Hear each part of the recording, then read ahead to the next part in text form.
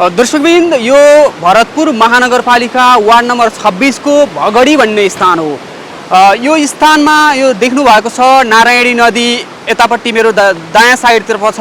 यतातर्फ अहिले जेसीबीले त्यहाँ ढुङ्गा हाल्ने काम गरिरहेको छ। एक हप्ताको अन्तरालमा मात्रै यो नारायणी नदी 100 मिटर यता मानव बस्तीमा यो जमिनमा आएर जमिन कटान गरेको छ। यहाँ आएपछि लाग्छ कि यो नारायणी नदीको मेन नै नदी नै यही हो भन्ने जस्तो स्थिति देखिएको छ। यो नदीको सिधै पारिपट्टि एउटा ठुलो बस्ती थियो जहाँ 165 घर थियो। 165 घरलाई आजभन्दा 40 वर्ष अगाडि यहाँबाट बस्ती स्थानान्तरण गरिएको थियो नारायणी नदीले डुबान र कटान गरेपछि। अहिले त्यही स्थिति यतापट्टिको यो बस्तीमा पनि देखिँदैछ र नारायणी नदी सहरै गरेको छ। यहाँका स्थानीयहरू अत्याधिक चिन्तामा रहेका छन्, अत्याधिक तर्सित बनेका छन्। जंगल जमिया त जम्मै बस्ती थियो, जम्मै बस्ती थियो। त्यो जंगलबाट यता जम्मै बस्ती थियो र जम्मै नारायणले कटान गरेर सबै उठेर गए। तर हामी यो कोइला चाहिँ छ अहिलेसम्म। अब आउँदो सालमा केही गरेन भने आगोटाहरू गयो, घरबारी नै उडाइदिन्छ। कहाँ काम गर्छ उसले हेर्न पर्ने, आफूले बोल्न पर्ने के कस्तो हो बोल्दैन। अनि नेता कुन नेता बोलेछ त्यस्तो? अब के होला त भयो? यसको समस्या कसरी समाधान गर्न सकिएला के होला भन्नु त? यसको समस्या त्यही त नि भनिहालेँ। यसको समस्या चाहिँ अब यतातिर गाउँतिर नलगाइकन जङ्गलतिर लगाउनु सक्यो भने समस्या समाधान होला। यसलाई सबै काटेर यता लानु तल लानु पर्छ, जङ्गलतिर लानु पर्यो। अनि बल्ल समस्या यता अहिले समाधान हुन्छ। नत्र कहिले केही गर्न सक्दैन। यो जाली हालेर केही काम केही हुँदैन। जाली हालेर ढुङ्गा हालेर हुने यो भइसक्थ्यो। त्यत्रो ढुङ्गा हाले त यता ढुङ्गा ल्याएर हाले सबै बगायो। जस्तो नारायणघाटको पुलको पिलर उठाएछ, पानी भित्र माटोबाट खनेर त्यस्तै बनायो भने मात्रै समाधान हुन्छ त हुन्छ। अब यो रोकथाम कसरी होला? यो रोकथाम गरिदिए त नेताहरू खोइ खालि सिट मात्रै खोज्छन्, सिटमा जान्छन् बस्छन्। यहाँ जनताको मर्का पिरमर्का कोही हेर्दैन। बरु पहिला राजा हुँदा त हेर्थे। बरु अहिले नेताहरू कुनै नेताले हेर्छ? खालि भोट माग्न मात्रै आउँछ। यो अहिले असारमा नारायणी नदी जेठबाटै बढ्न थाल्यो। त्यसपछि केही समय नदीले घटेको बहाको बेलामा यहाँ ग्राभेल लिएर आएर यसलाई यहाँबाट नारायणी नदी पस्ने गर्थ्यो। होचो भएको कारणले गर्दाखेरि त यसलाई नारायणी नदी नपसोस् भन्नको लागि मात्रै गरे हो यो चाहिँ। र यो अहिले जुन नारायणी नदीले कटान गरेको एरिया छ, यो एरिया यस ठाउँमा 56 सालभन्दा अगाडि चाहिँ यहाँसम्म कटान गरेर लिएर आएको थियो। त्यसपछि तटबन्धन कार्यक्रमदेखि लिएर यहाँ दुईवटा ठुला स्पोरहरू थिए। यो भनेको कहाँनिर? लगभग यहाँबाट 100 मिटर अगाडि। 100 मिटर भनेको त लगभग यो अहिले जुन यो खोलाको उतापट्टि पर्यो है। यो पानी अहिले पानी हिँडेको मेन सतह जुन अहिले कटान गरेको एरिया हो। अहिले यो सालभन्दा पनि अहिले एक हप्ताभित्र कटान गरेको एरिया हो। यसभन्दा थोरै तल पनि त्यहाँ अर्को ठुलो स्कोर थियो। त्यो स्कोर पनि अहिले नाम निशाना छैन है। देखि लिएर यसरी यो अहिले 56-57 साल पछाडि यति ठुलो क्षति यो ठाउँमा गरिएको छ। र यो क्षति पहिला यो सबै यो देखेको एरिया छ नि, यो सबै बस्ती थियो। यो बस्ती नारायणी नदीले आजभन्दा 30 वर्ष अगाडिदेखि दुःख दिएको हो। यो अहिले यो पानी भएको छ त सबै पहिला बस्ती थियो, पुरै बस्ती देखेको उसहरू सबै बस्ती थियो है।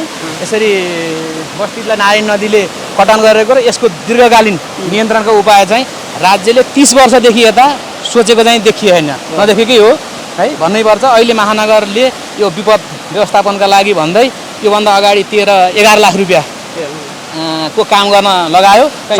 यही योभन्दा लगभग 150 मिटर अगाडि त्यो काम गरेको अर्थहीन रह्यो, किनभने पूर्ण बजेट नभएको कारणले गर्दा महानगरले मात्र सम्भव देखिएन। र यो केन्द्रबाट नै यसको नियन्त्रणका लागि यो पहल भएन भने यसले क्षति यो सिङ्गो 26 नम्बर वार्ड अहिले नारायणी नदीले चाहिँ तपाईँको 26 नम्बरको सिमानादेखि अन्तिमसम्म नै अहिले क्षति पुर्याइरहेको अवस्था। नारायणी नदीले कतिखेर आएर यो मानव बस्ती नै उडाउने हो, बगाउने हो भन्ने चिन्ता यहाँका स्थानीयहरूलाई छ। नेपाल सरकार र स्थानीय तहका अधिकारीहरू जब बर्खा आउँछ, बाढी आउँछ, जब कटान हुन्छ तब यहाँ आएर सामान्य रूपमा अलिअलि ढाकछोप गर्ने प्रकृतिको मात्रै काम गर्छन्। यो अहिलेको समस्या होइन, 40 वर्ष अगाडिदेखिको समस्या हो। यो पीडा यहाँका स्थानीयहरूले 40 वर्ष अगाडिदेखि भोग्दै आएका छन्। यो हामी सानो छँदाखेरिको समस्या हो। आज लगभग यो 30 वर्ष रनिङ भइसक्यो। यहाँको स्थानीय सरकारले के गरिदिएन भने यसलाई खालि टेम्पोररी देखावटी काम मात्रै गर्यो। यसलाई दीर्घकालीन रूपले कसरी यो खोलालाई तटबन्धन गरेर यहाँको गाउँले बासिन्दा, यहाँको जुन एउटा धरातलीय भूभागलाई बचाउन सकिन्छ त्यो बचाउन सकेन। देख्ने बाटो मात्रै गरायो, सबैलाई दुनियाँमा छारो हाल्ने काम गर्यो। त्यसैले अहिले जसरी यो तत्कालीन यो बर्खाको याममा यत्रो खोलाले जमिनको एउटा भाग लगिसक्दाखेरि बल्ल यो देखावटी काम भन्छ। यसलाई टेम्पोररी कामले केही हुनेवाला छैन। अहिले यसपल्टि यत्रो ढुङ्गाहरू हाले यो बगाएर लिएर जान्छ। त्यसैले यसलाई रोक्नको लागि दीर्घकालीन रूपले यहाँको स्थानीय सरकार र अब केन्द्रसम्म पुगोस् होइन, मिडियाको साथीहरूले अब त्यहाँसम्म एउटा ध्यान आकर्षण गरिदियोस् होइन। हामी जतिखेर बर्खा लाग्छ अनि त्यसपछि मात्र सोचिरहेका छौँ यसलाई हिउँदमा नै यसको व्यवस्थापनतिर चाहिँ राज्य सत्ता नै, केन्द्रीय सत्ता नै लाग्यो भने, केन्द्रीय सरकारले लाग्यो भने चाहिँ यसको चाहिँ अलि रोकथाम हुन्छ कि।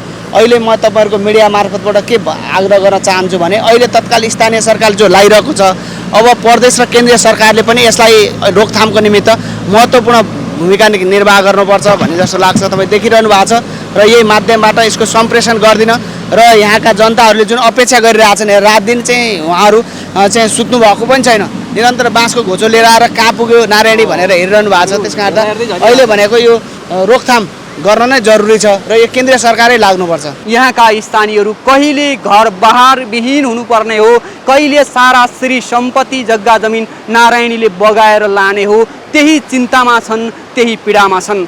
निकै अप्ठ्यारो, निकै गाह्रो छ। अहिले तपाईँले देखिरहनु भएको छ नारायणी नदीले यो सतह काटै गरेको छ। यहाँका स्थानीयहरू जम्मा भएर तत्कालका लागि रोकथामका केही प्रयासहरू गरेका छन्। प्रदेश सरकार, स्थानीय सरकारका पदाधिकारीहरू पानी आएका बेला, बढेका बेला, बाढी आएका बेला सामान्य आउँछन्, निरीक्षण गर्छन्, जान्छन् र 15-20 लाख 50 लाख बजेट पार्छन्। त्यो बजेटले यहाँ बालुवामा पानी खन्याए सरह हुन्छ, त्यसले केही यहाँ उपलब्धि दिन सक्दैन।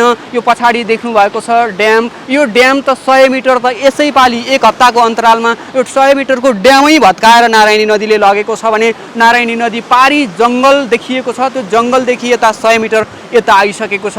नारायणी नदी त यहाँभन्दा धेरै उता छ, तर अहिले लाग्छ यहाँ आउँदाखेरि नदी सारा यहीँबाट बगेको छ।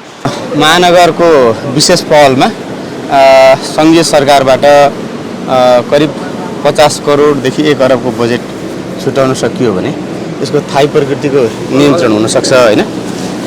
मुख्य समस्या नै यहाँको नदी कटा नै हो र यो धेरै वर्षपछि भएको छ। अहिले यो करिब 20 वर्षपछि यस्तो अवस्था सिर्जना भएको छ। अब यसको लागि पहल कदमीको काम पनि अगाडि बढेको छ। नगरको मेयरले, महानगरको मेयरले पनि यसको लागि सङ्घीय सरकारसँग कुरा गरिराख्नु भएको छ र यहाँको जनप्रतिनिधि पार्टी अध्यक्ष कमरेड प्रचण्डसँग पनि उहाँले पहल गर्नुभएको छ। सम्भवतः बजेट 50 करोडदेखि 1 अरबको बजेट छुटिने हामीले आशा गरेका छौँ। त्यो भयो भने यो नियन्त्रण हुनसक्छ भन्ने विश्वास लागेको छ। अहिले तत्काललाई भने पनि अस्थायी नियन्त्रण चाहिँ गरेर थाई प्रकृतिको नियन्त्रण चाहिँ त्यो ठुलै बजेट चाहिन्छ। यहाँ थुप्रो एरिया नारायणी नदीले कटान गरेको छ। यो दृश्यहरू हामीले देखाएका छौँ। झन्डै एक हप्तामा मात्रै यो देखिएको नारायणी नदी यो सतह कटान गरेर यहाँ आएको छ। यही स्थिति बढ्दै जाने हो भने यहाँबाट नदी छिरेपछि यहाँ सयौँ मान्छेहरूको बिचल्ली बनाउने स्थिति नारायणी नदीले देखाएको छ। यसको नियन्त्रणका लागि पनि पहलहरू भइराखेका छन्। यसको नियन्त्रणका लागि दीर्घकालीन रूपमा योजना नबनाउँदाखेरि यहाँका स्थानीयहरूले पटक यो खालको समस्या भोगिराखेका छन्। यहाँका सरकारका अधिकारीहरू, स्थानीय तहका जनप्रतिनिधिहरू खालि बर्खामा पानी बढेका बेला मात्रै यसो आउने र टालटुल पार्ने मात्रै प्रवृत्तिको काम गरेकै कारणले यहाँका स्थानीयहरूले पटक यो खालको पीडा भोग्नु परेको स्थिति छ। आज हामीले समग्र रूपमा तपाईहरूलाई नारायणी नदीले कटान गरेको क्षेत्र र यसले यहाँका स्थानीयलाई पारेको पीडा विषय प्रस्तुत गरिराखेका छौँ। मसँग यस वडाका वडा अध्यक्षज्यू हुनुहुन्छ। म उहाँसँग यो क्षेत्रको समस्याको बारेमा कुराकानी गर्दैछु। यहाँ वर्षौँ अगाडिदेखिको समस्या हो। यो 2-4 दिनको मात्रै समस्या होइन, वर्षौँ वर्षदेखि यो समस्या हुँदा पनि यहाँका स्थानीयले आजसम्म पनि न्याय पाएका छैनन्। यो चितवन जिल्ला हो। चितवन जिल्लाको भरतपुर महानगरको यो क्षेत्रका स्थानीयको पीडा यस्तो छ, अहिलेसम्म पनि सुनवाई भएको छैन। म समग्र रूपमा राज्यका निकायहरूले स्थानीय तहहरूले के काम गरेका छन् यो विषयमा यहाँका वडा अध्यक्ष हुनुहुन्छ, उहाँसँग थोरै कुराकानी गर्छु कि तपाईँको यो एरियामा यस्तो राम्रो जग्गा, यस्तो जमिन छ, यहाँ यसरी नदीले झ्याप झ्याप कटान गरेर लगेको छ। मैले त सुन्छु कि एक हप्ताको अन्तरालमा 100 मिटर नदी यता बस्तीमा, मानव बस्तीमा छिरिसकेको छ। हामीले यहाँ धेरै प्रयासहरू गऱ्यौँ, तर राज्यको आजको 3 वर्षसम्म यहाँ राज्यले पैसा लगानी गरेन। त्यसमा हामी अत्यन्तै दुखी छौँ। यहाँ जहाजका पानी जहाजका कुराहरू पनि आए, तर आज बस्तीका मानिसहरूको उठिवास हुँदा राज्य त्योतिर ध्यान आकर्षण गराउन सकेनौँ। हामीले पटक हामीले प्रदेशका मान्यज्यूलाई, सङ्घीय सरकारलाई पनि कुरो उठाएको हो, तर पैसा चाहिँ हामीलाई बजेट पर्याप्त भएन। 3 करोड रुपियाँ आएको थियो, त्यो पनि बर्खामा वैशाख जेठतिर मात्रै पैसा आउने र त्यो जेठको चाहिँ बाढीमा अब त्यो काम गर्ने सम्भावना थिएन। हामीले काम गर्दै बाढीले बगाएर लयो। हामीले अहिले चाहिँ अत्यन्तै पीडामा छौँ। हामी 100 मिटरभन्दा पनि बढी चाहिँ गइसकेका छ। यो यहाँका जनताहरू रात दिनै रोका छन्। तपाईँको अहिले जेठदेखि 2 चोटिसम्म हामीले यहाँ धेरै उद्धार गऱ्यौँ। अझ योभन्दा माथिल्लो तपाईँ सिसै क्षेत्रमा जानुभयो भने त्यहाँ 50औं बिघा चाहिँ नारायणीले पुरेर त्यो गहिरो जग्गालाई माथि टाढी उच्च बनाएको छ। तर अहिले हामीले श्रद्धेय अध्यक्ष, हाम्रो पार्टीका अध्यक्षज्यू, यस क्षेत्र नम्बर 3 का सङ्घीय सांसद आदरणीय अध्यक्ष कमरेड पुष्पकमल दाहाललाई पनि ल्याएर देखाएका छौँ र मेयरज्यूलाई हिजो मात्रै पनि मैले ल्याएर देखाएको थिएँ। मेयरज्यूले हामीलाई आश्वासन दिनुभएको छ कम्तीमा 50 करोडदेखि 1 अरबसम्म।